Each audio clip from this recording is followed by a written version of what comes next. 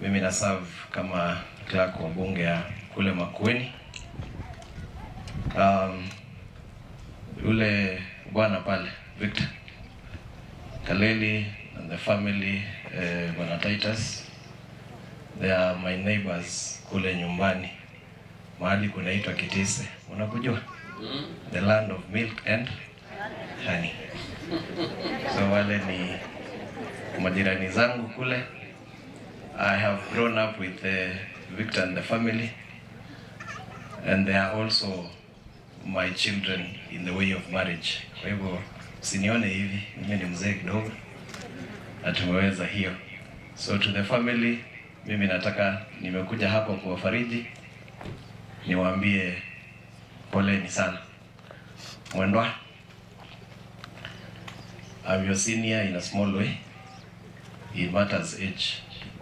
Of course, tukienda kule kazini, you can easily collect tax from me. So you are my senior in that end.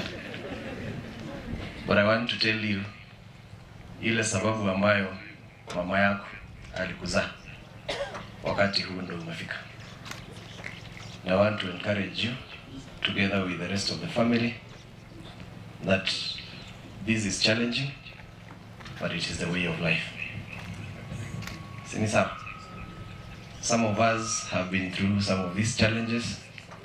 Tumepitia mengi, lakini Mungu ametupatia nguvu. But you only need to trust in Him. Ukiweka trust yako kwa watu, watakuangusha.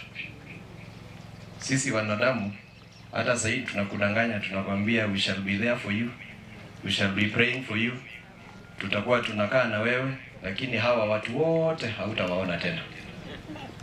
Kweli si kweli?